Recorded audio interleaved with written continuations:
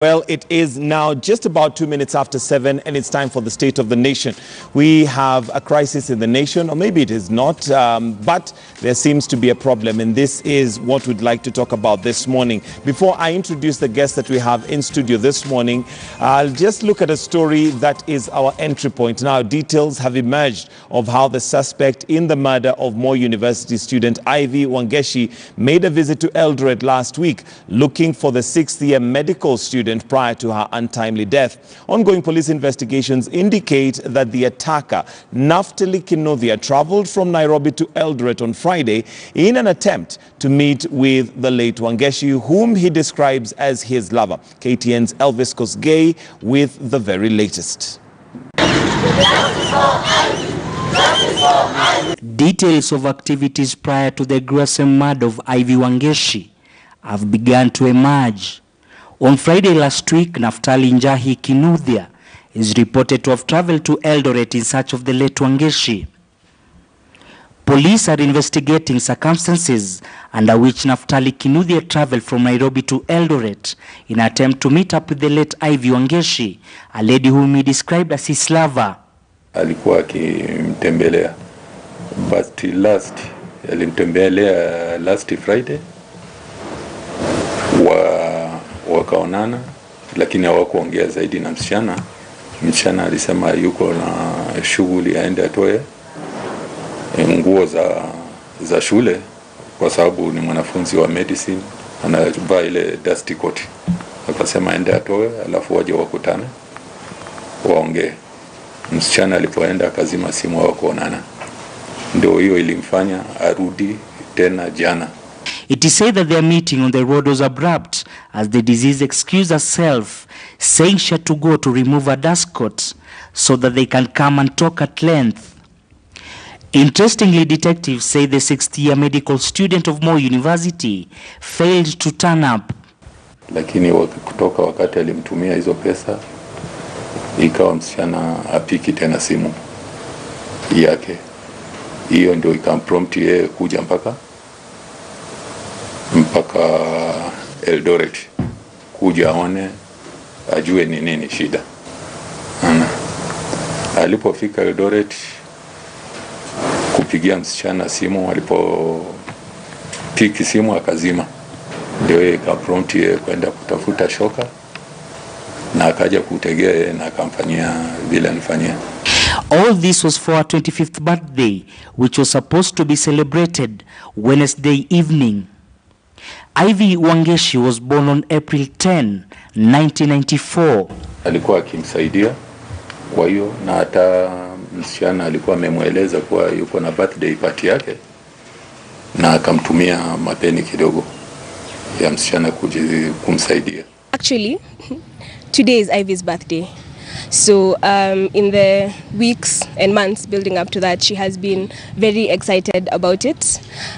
In fact, she had even done her hair and her nails, and we were told that in the few days before that, she was actually asking people if she had plans for dinner tonight for her birthday. As for me, I remember Ivy as a very good classmate, because we'd talk about class stuff and even things that are not class related.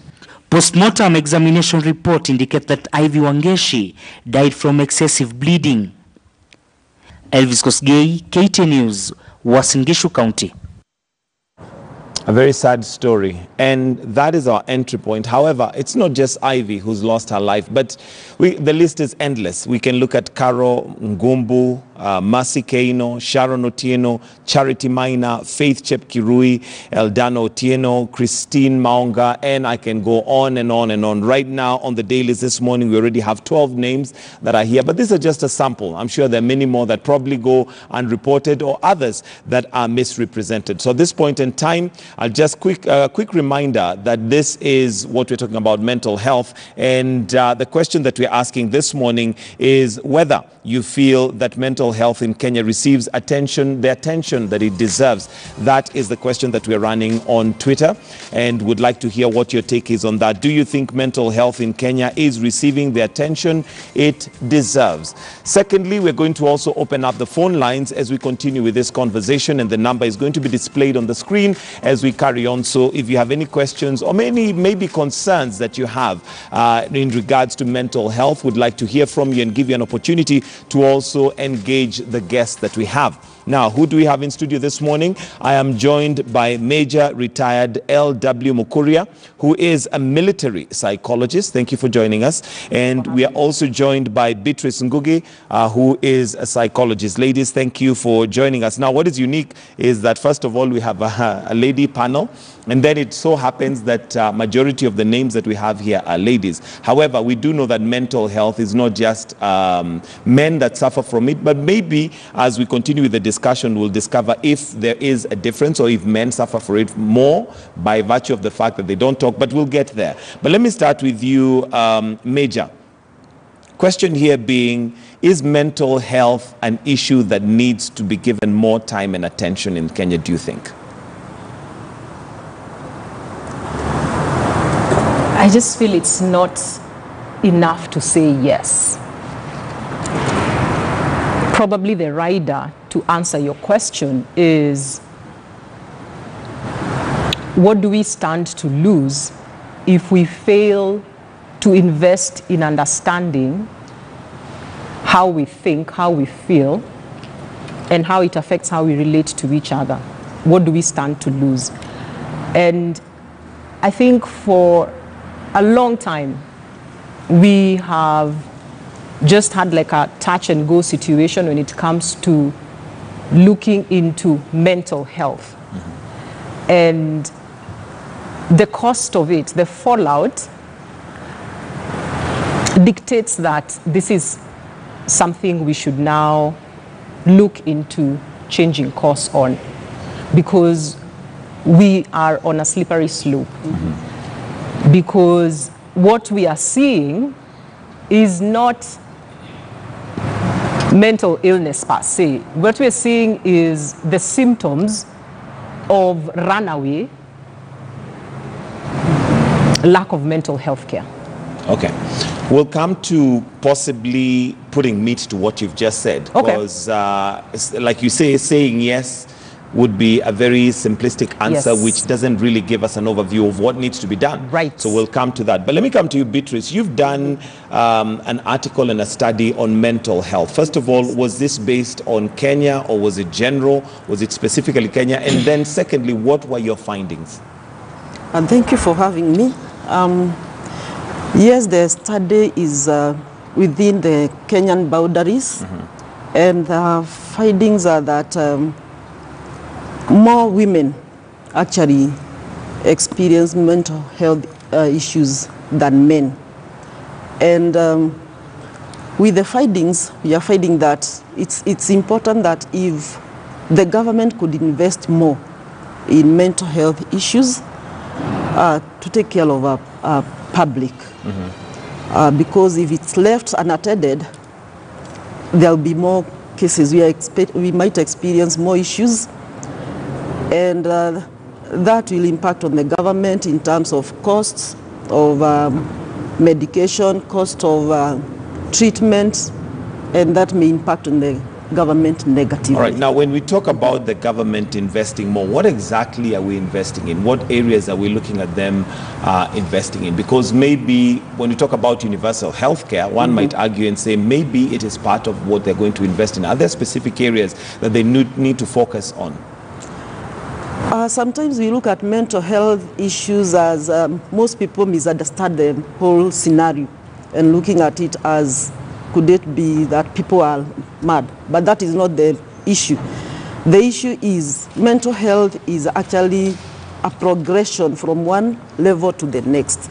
So the government needs to invest even in terms of having counselors, psychologists in situations, in corporates, in government institutions, so that we can take care of these people before it gets worse. Okay. All right. Let me come to you, Major, and maybe we need to give a clearer definition. When we're talking about mental health, what exactly are we looking at? Because we all suffer anxiety at some point. Yeah. We all suffer stress at some point. Are those cases of mental health, or is there a borderline where now when that stress or that anxiety goes beyond a certain level, then it needs attention? Okay. So let me put it like this.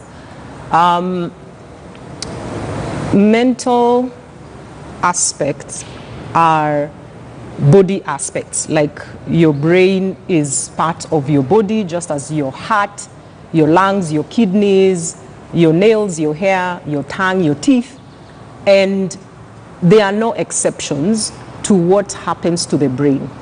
So when you have a situation where you have a physiological or a functional problem, then you have a mental health condition. Now, unlike all the other diseases across the spectrum, not everybody will get cervical cancer. Not everybody will have a heart condition. Not everybody will have diabetes.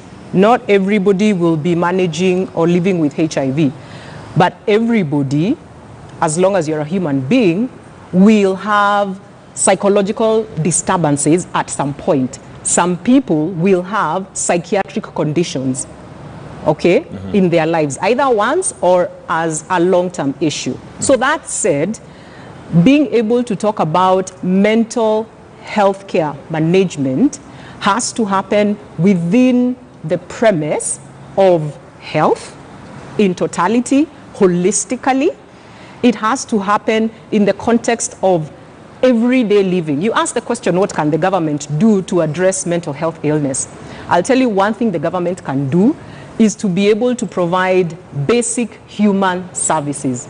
And I mean access to education, access to healthcare, you know, reliability of food, access to justice, you know, access to clean water, access Basic to security.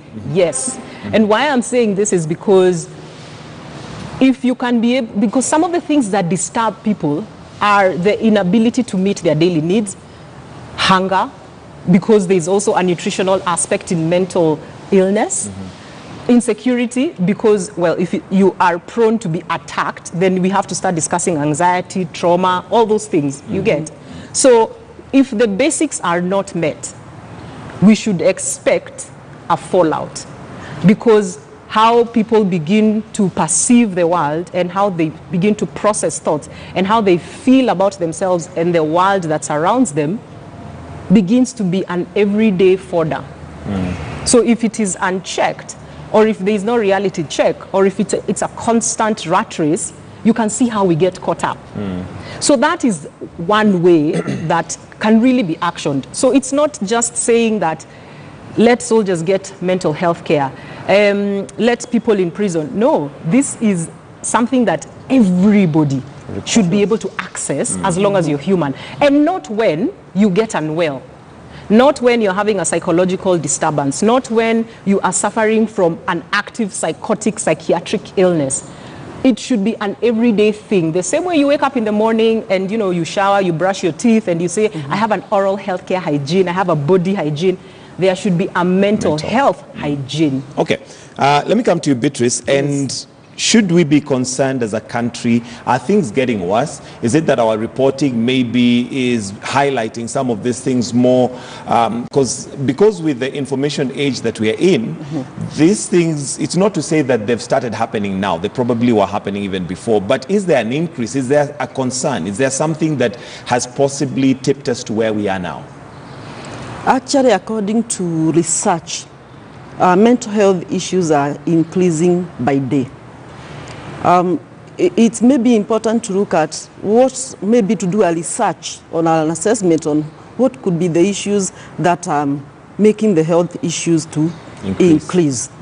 Every day we are seeing numbers increasing. Those people who are suffering from depression, suicidal cases are increasing by day. And so it's important as an organization to do a research on what is the missing link, because these numbers. If you look at the figures 2 years before, it is not like it is today. Today, in every 5 adults, one of them is suffering from a mental health. In every 5 youths, one of them is suffering from mental health. And out of all those who are suffering from mental health, we have like 4 out of 5 do not access the treatment. So what happens? So there's need to look at what is the mitigating factor, or how do we go about it? And maybe I'd like us to even just break it down and bring it closer to home. They say charity begins at home. So I'll come to you, Major. And when I look at all these stories, one of the things that shocks us as human beings is the fact that we might be imagining the perpetrators of these crimes are normal.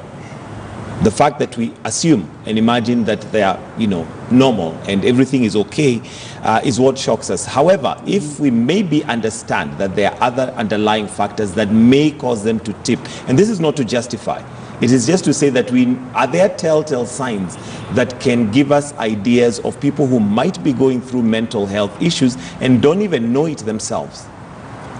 Mental health challenges, as in just the whole concept of mental health, is so unique because it's an illness where somebody could be suffering but they are not aware. Yeah. They lack insight, they lack understanding.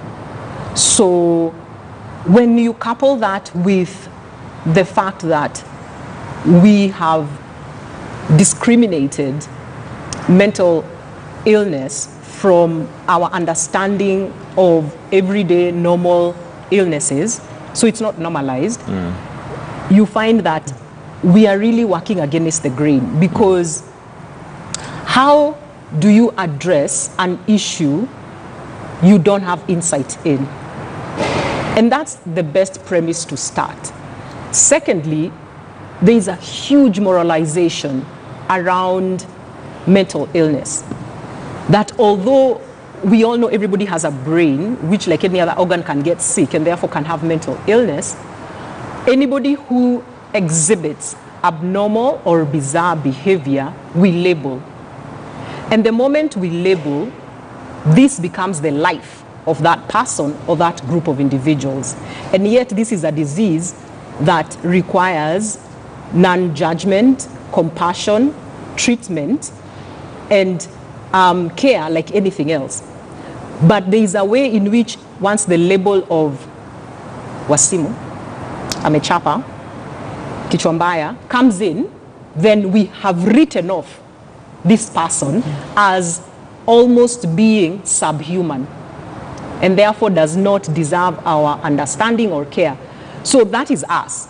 And remember, this person cannot help themselves, because mental illness is a situation where somebody needs assistance, either from a pharmacological point of view or through psychotherapy, because a lot of it has to do with rising above your thoughts and your feelings that continuously exacerbate the condition that you're suffering from.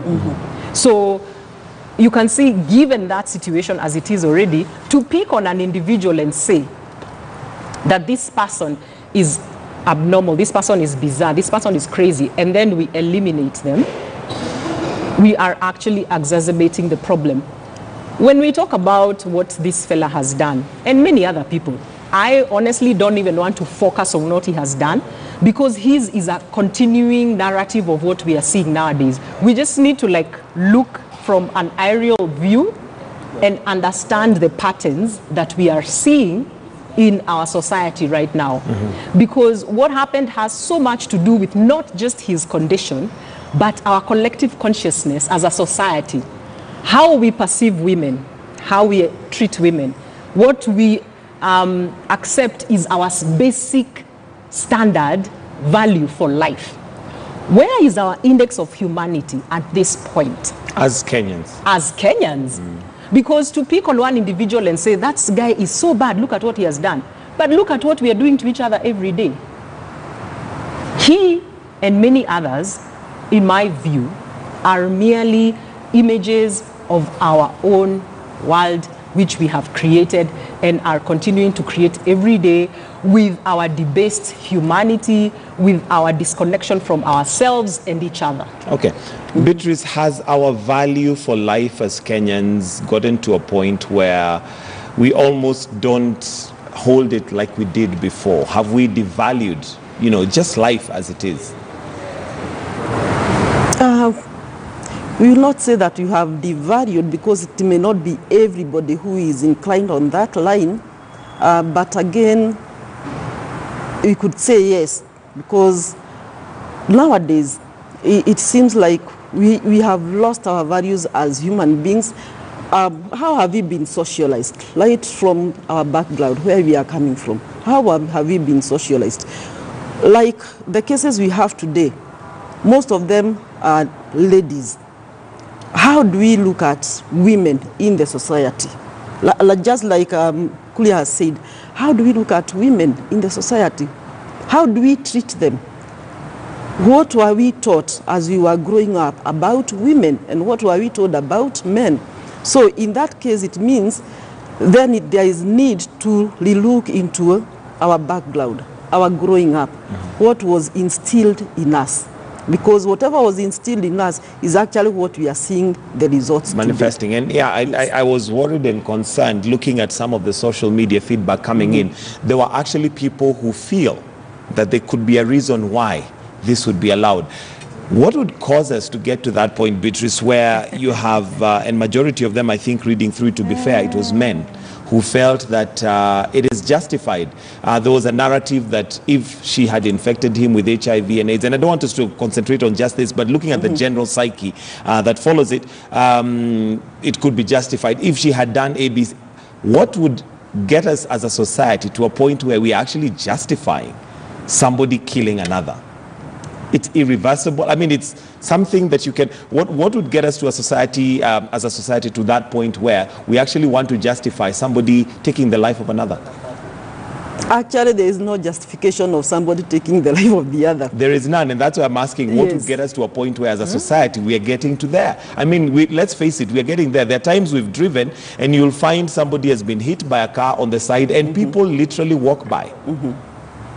It means that as a society, as individuals, we are not respecting life as in general. It means then there is need for us to assess ourselves. Like you're saying, mental health is a progression, and some of us are suffering without awareness. Like we are saying, in every 5 people, one of them, so wherever 5 people are, one of them is suffering but is not aware. And that is when now they bring it out, they act it out, because they are not aware of what is happening. Awareness is very important so that we are able to deal with the issues that we are experiencing on a daily basis. On a daily basis. Yes. All right, Major, are we at a time as a society that we need to kind of introspect and ask ourselves some questions? Because if what we're saying is our socialization has brought us to where we are we evolving? So let me begin with this.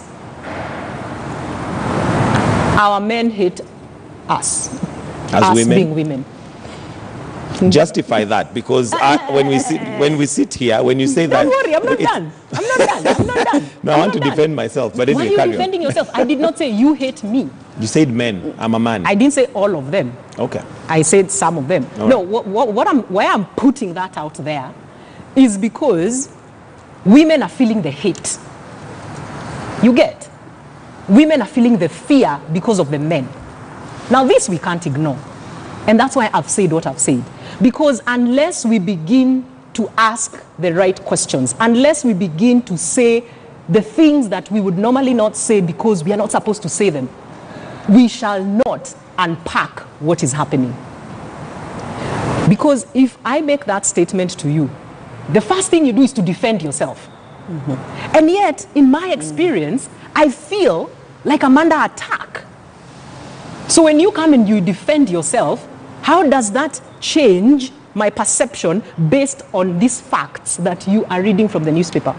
So what I want to say is that asking the right questions, asking the hard questions, asking the uncomfortable questions is what is going to get us to address what is happening. Because if I tell you you hate me, and your answer is different from, no, I don't hate you. Instead, you ask me, why do you feel as if I am a threat to you? Then we can begin the conversation. You get? So this is not about me attacking you. This is about me telling you, I'm scared. Not of you, but I'm scared for myself. That if I'm able to say no to a man, it could mean my life. Do you get that? So let's have a conversation about that. But let's not sit here and say there are things we cannot say, there are things we shall not say. All right, so unpack it for us. You are afraid as a woman. You are scared as a woman.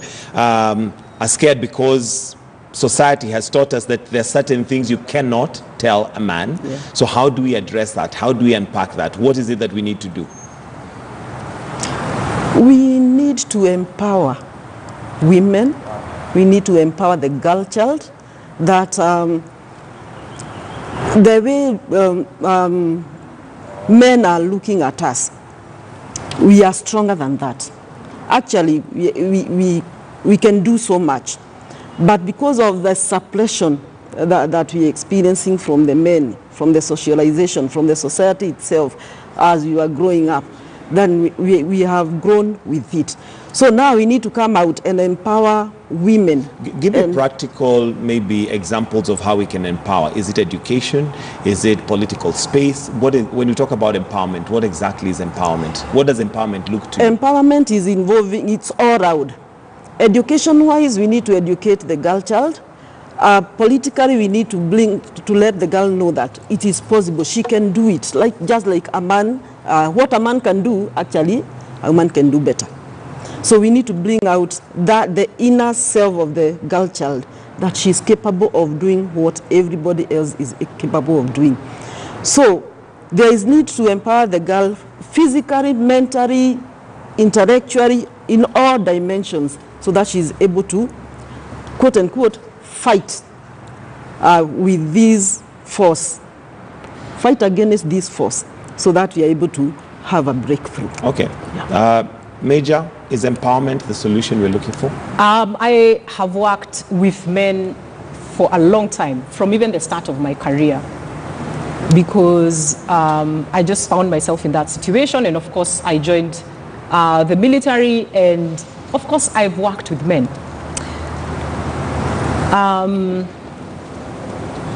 What she has said is fine and it's correct, but it's one way.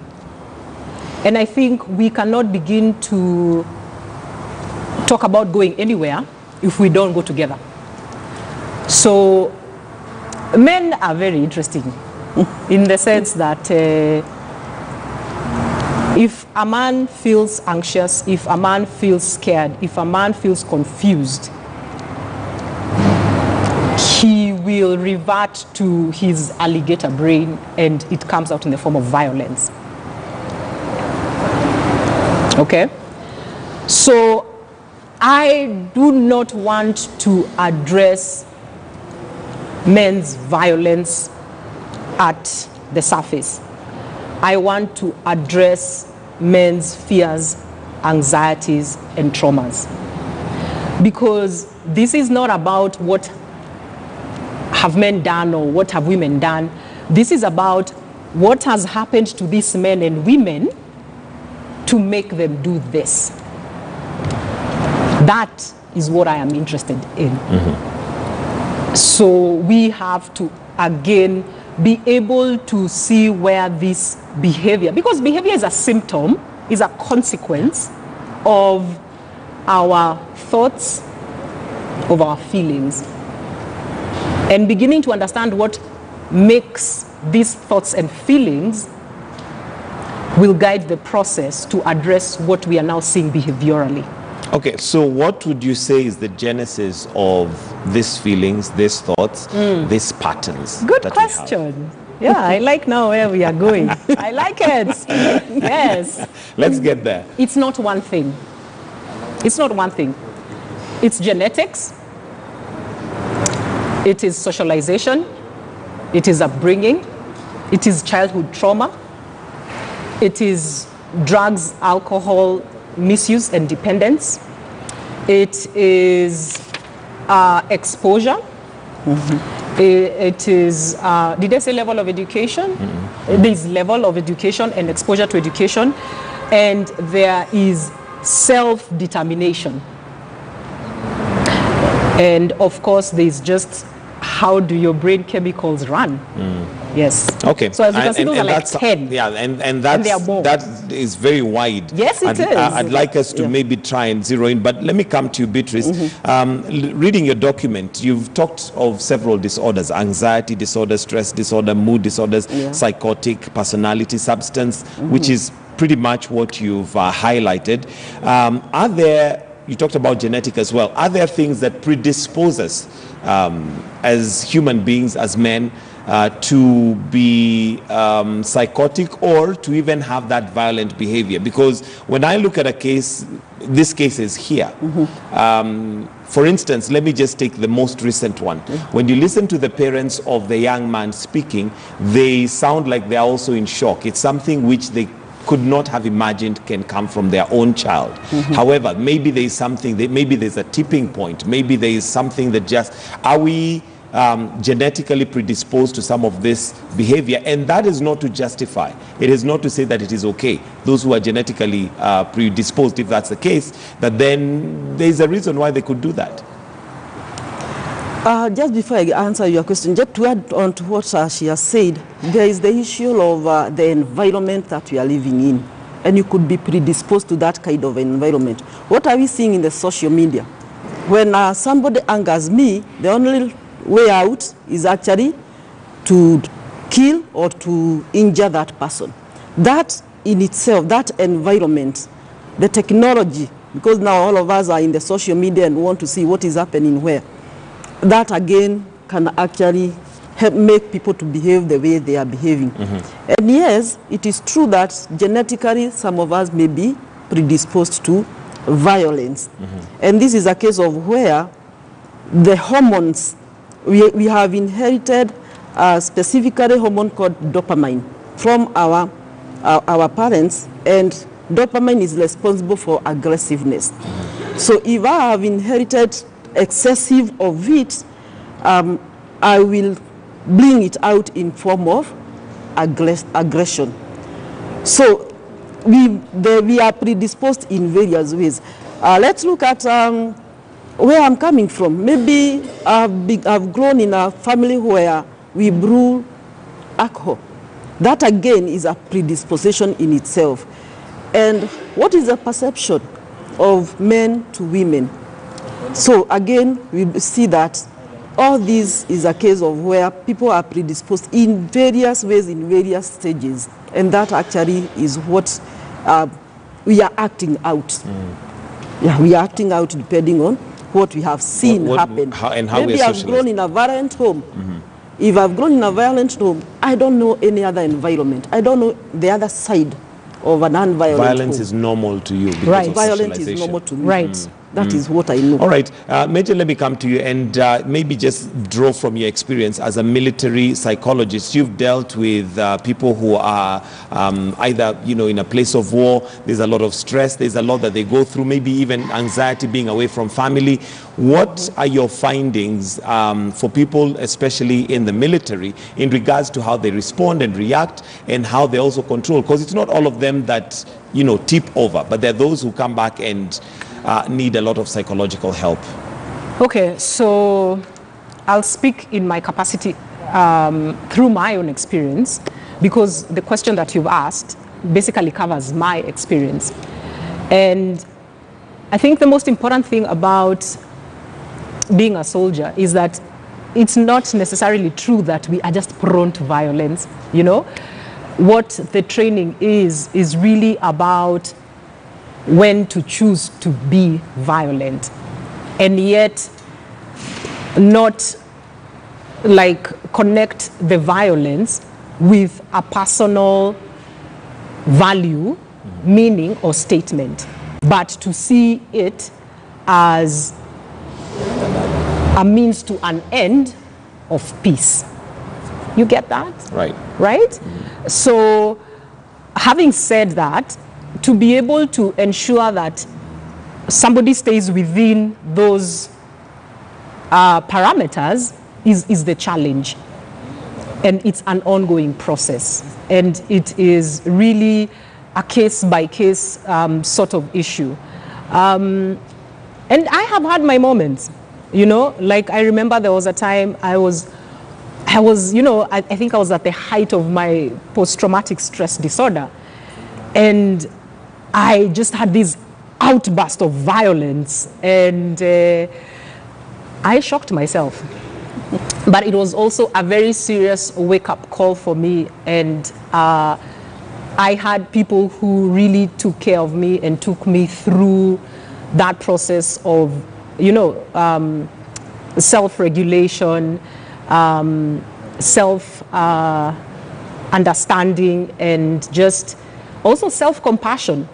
Because and maybe just to understand fully, because Yes. you talked about bursts of violence, and when we look at some of these cases, there could be bursts of violence. Of course. But your case maybe didn't end up, I assume did not end up here, but you were able to at some point realize and come to yourself and say, this is actually a burst of violence. It's something that is possibly not, maybe I'm dealing with things in a way that is extreme as opposed to how I should deal with them. let me tell What you. were those bursts? Were you angry with yourself? Let me- Were you angry with those around you? Okay, so let me tell you something about self-awareness. It's to be able to feel the anger building up from your stomach, and you feel it climbing up, and it just tears through your chest, and it just Has to come out sometime. and it just explodes.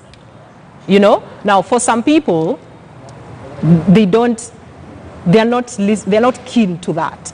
So what they have is that they even like have a blackout at that particular moment. They go into what we call a state of fugue. That's why you have some people who commit an act, a violent act that probably even leads to a death, and they're like, What happened? what happened? I don't remember doing this.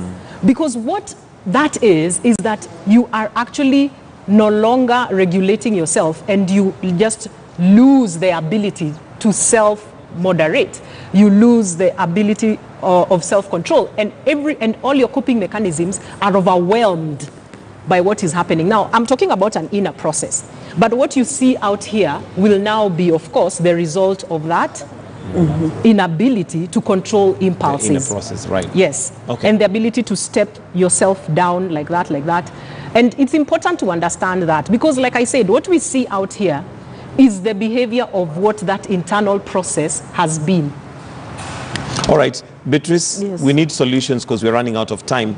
How does one, first of all, identify? Because we've talked about self-awareness, and when you're going through some of that mental health issues, you yourself may not be aware. Are those around you able to identify telltale signs that possibly would indicate that this is somebody who may need help? Because self-awareness may not come from them. Yes, there are signs that we can look for easily, and we are able to tell actually that this person is experiencing some mental health condition. How is the person expressing? Is the person expressing themselves? Some of them may not express themselves verbally, but we need to observe how is their behavior. How are they? Their physical appearance. Some people will just lock themselves in the house. They don't want to be amongst others. They isolate themselves. They withdraw from any major activities. And before you know it, you're asking, where is so-and-so? 2 weeks are gone, and you're not seeing the person. So there's need to keep on checking on one another. Are we seeing them? But more importantly, in my experience, I've noted anybody who comes to me and talks about ulcers. Ulcers, we don't need to go for anything else. Ulcers is one of the signs of stress. How does it come about? You know, when we are stressed, we may not be feeding, and the body requires the energy. So if you are not feeding, the body is actually eating in itself. And that is where the body now, the acids eat on the lining of the stomach, and that's where ulcers come So that's from. an indication. That is one of the Of major stress. indications of stress. Okay. Anybody who talks about ulcers, it's stress. Major, anything you'd like to add in terms of telltale signs? Because for me, I imagine when we look at the parents of this young man saying that there is nothing that would have indicated to them, maybe it's because they're not aware that there are certain signs that could have seen that there could be a problem. Sure. I mean, and I also want to begin by saying something. When things like this happen,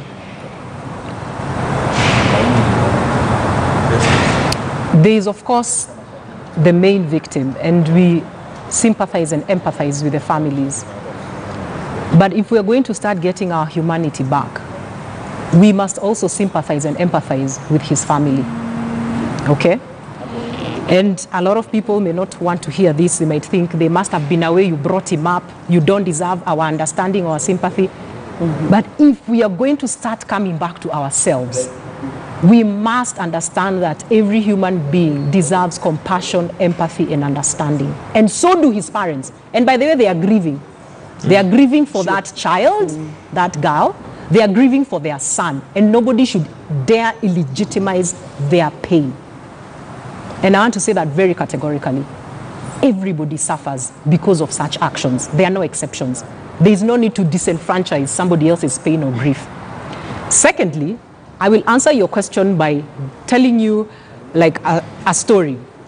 If you fall off right now and you're on the ground and you're holding your chest, you know, nobody here is going to come and start to do open heart surgery. Maybe he's having a heart attack, or somebody is going to come here and start trying to put a line, you know, to transport you to hospital. Everybody will call a doctor. In mental health, when you are isolated, you've not eaten in a week, you've not showered, you've not brushed your teeth, you know, what everybody does is come and try to fix you. And I want people to understand that the same way you would call a doctor when somebody is having a heart attack, or even has broken their leg, you know, or has cut themselves and they're bleeding. The same way when you see these behavioral symptoms, you should run and get a professional to help this person. We are not equipped or specialized to assist people with mental health challenges because they are our children, because they are our husbands, our wives, our fathers, our mothers. No, they are professionals who take care of that. And us as professionals, our role is also to create awareness and to build a capacity within the family to be able to understand what they are seeing, how they can support the person, to what extent, and how they too can take care of themselves as they take care of this person. All right, what signs should we look out for us to get that, doctor? You've given a story of somebody falling off, and if they hold their chest, then that already becomes an indication there's something wrong, and possibly the pain is coming from here. Right. Now, with mental health, there may be no falling off, there may be no holding of the head, but what are some of those telltale signs that one can look out for? If somebody comes and says to you, something is wrong with me, I haven't been sleeping well for the last 2 weeks. Somebody comes and says, you know, I keep hearing somebody calling me, but I look around, there's nobody. I keep thinking I'm seeing things that are not there. And I keep feeling like, you know, life is not worth living. I keep thinking I have no value. I don't think anybody loves me. I think I'm the one who is causing all these bad things to happen. Somebody, for example, like I said, is not just taking basic care hygiene.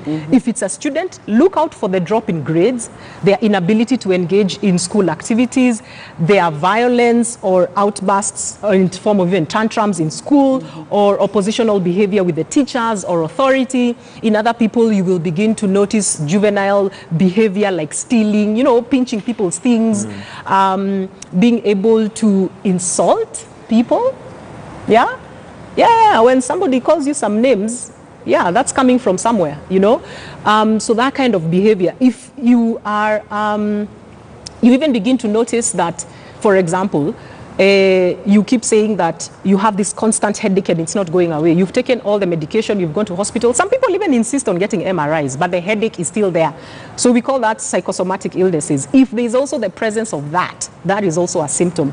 And I'm telling you, Gitonga, the symptoms are wide and varied, but these are the most common ones. If you notice a change in behavior in somebody who you know very well, you know, and even if you explain it within the context of they got a new child or they got a new job, because guess what? Good things happening to somebody can also cause stress that can also lead to psychological disturbance. Sure. Okay? So it's not that only bad things That cause lead to that. mental disturbances. Okay? If you are able to just look holistically and say, what I am seeing behaviorally in this person has me concerned. And then you begin from there. All right, and because of time, Beatrice, will need your closing comments and maybe just as a word of advice to people out there, specifically now speaking to somebody who may be feeling like she's mentioned, maybe you've not slept for several days, but you just think it's, you know, because I'm having problems at work, but maybe you need a mental checkup, which you've not admitted yourself to. Maybe just a word of advice as you close. Yeah, it's very, very important for everyone who has such feelings like she has mentioned to look for professional help. For us as counselors, we are there for you. We want to see you progress or go on with your life in normally.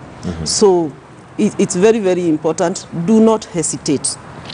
And for the government, for the corporates, for the organizations, let's take care of our employees, let's take care of our people, because that will also impact on production. So it's very, very important that we all take care of one another. All right, your closing remarks, Major. So the thing about this process that we do, we talk a lot, but then what happens? So mine is to say what happens. Get onto www.thetruenorth.co.ke. If what you have heard, what you have listened to has touched you, go to the tab that says book a session and book a session. Get yourself into care, and we shall happily and warmly receive you. www.thetruenorth.co.ke. Okay, and that is a stopping point for a solution, because at the end of the day, it is also good to know where do you go in case you wanted to get some help. Where do you start off from? There you go. www.thetruenorth.co.ke is the starting point. But there you go. Well, because of time, we are not able to continue with this particular subject, but evidently it is a conversation that we need to keep having and have it regularly. Thank you very much, Major Retired L.W. Mukuria, who is a military psychologist, and Beatrice Ngugi, who's a psychologist, for joining us this morning on the State of the Nation and looking at mental health. I'll be looking at your comments on Twitter a little later on as we go along. But for now, we'd like to take a short break. We'll be right back with international news.